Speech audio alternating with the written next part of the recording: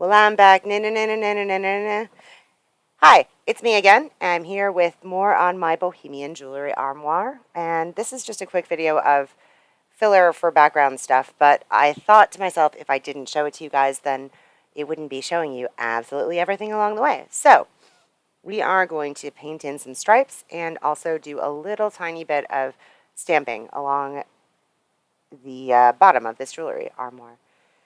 So one quick little thing that I just showed you there, when I tape off stripes to mask them, I often just use another piece of the same tape so that all of the different stripes are the exactly same size.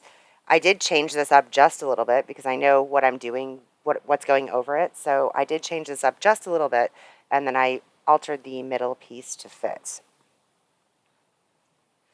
And we're just going to come over and do the other side. Pshoo! Easy peasy. All right, and then this is going to be the blend. Now, this blend should look familiar to longtime viewers of this series on my channel. I use it a lot. We start with the palmetto, and then we move into the antebellum blue, and then we cap it off with sea glass.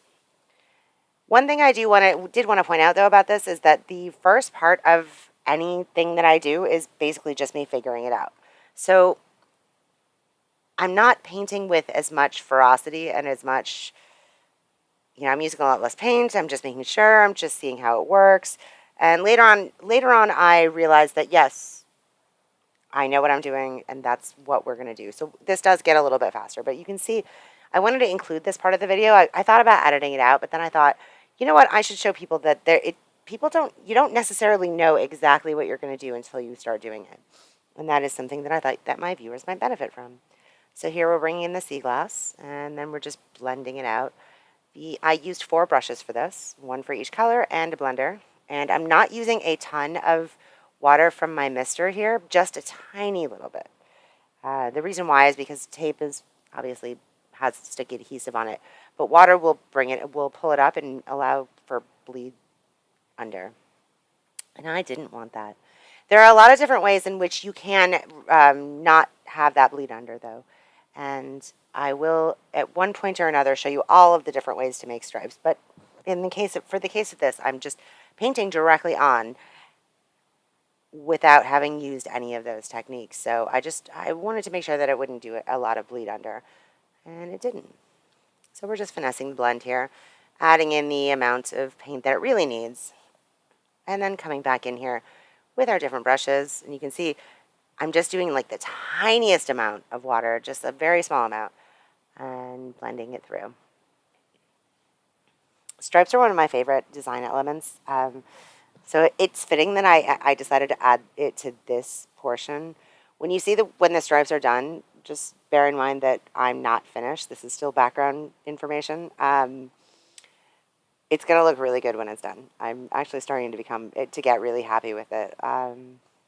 So we're just going to go ahead and do the same thing on the other side.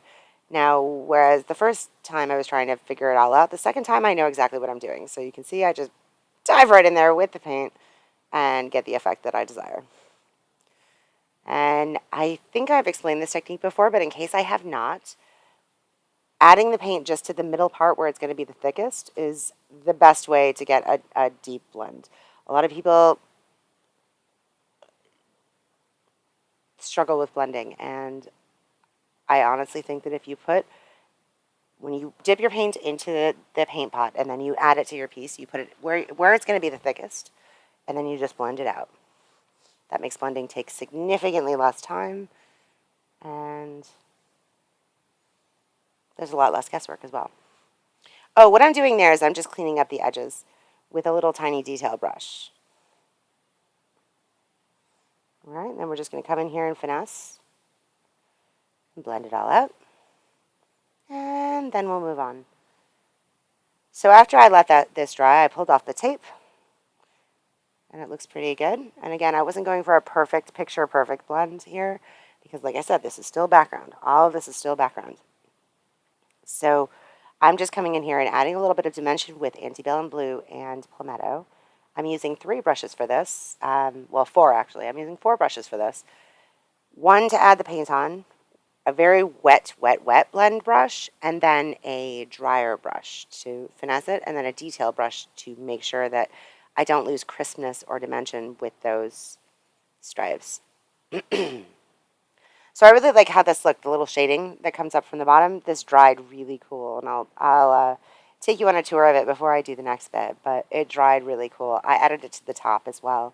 I didn't decide to put a video, or I didn't decide to take a video of that. I just, once it was drying, I looked at it and I was like, we have to add it to the top as well. So I just really did that quick after I was done with the things that I did in this video. Anyway, now we're moving on. So I let that dry for, I would say, maybe about an hour.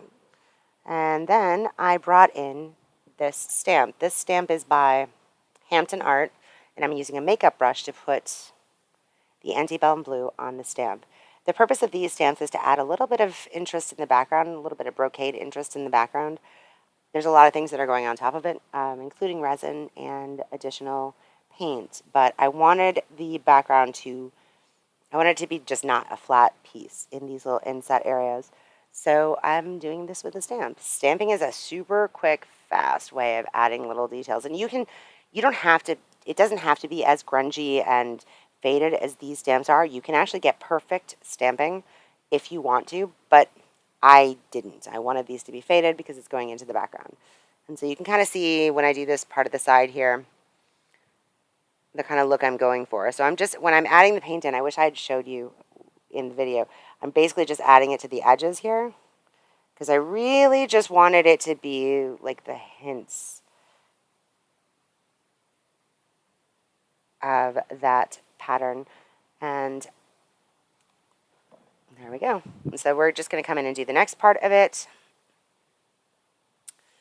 And to cap it off, I will come in there with a brush. Once the paint dries a little bit after you stamp, see how there's harsh edges? I'm going to come in there with a brush that has a little bit of water on it and smooth out those edges. There we go. We're doing that here. And you just want to get just a little tiny bit of mist on your brush. The paint should be mostly dry, but not entirely. And you basically just erase what you don't want to see and blend it together with what should be there. That's how I did that. It's a really quick and easy technique. And it's a very easy way to, I mean, I can do it so that that the stamp lines up with the previous point and whatever else, but that's not what I wanted for this particular thing. I will show you a video on that, though. There are a lot of tips and tricks that I have for that, and I will show you a video on that at some point. It just didn't work for this particular piece. So that's about it, and thank you for watching. You should go ahead and click like on this video, make a comment, let me know what you thought, and click subscribe and that little ringy-dingy-dingy button to be notified whenever I upload. I hope you're having a wonderful evening. Yeah. Painting is fun. Blend, blend, blend, paint, paint, paint, blend, blend, blend, paint, paint, paint. I can't wait for you to see what comes next. Alrighty. Have a great night.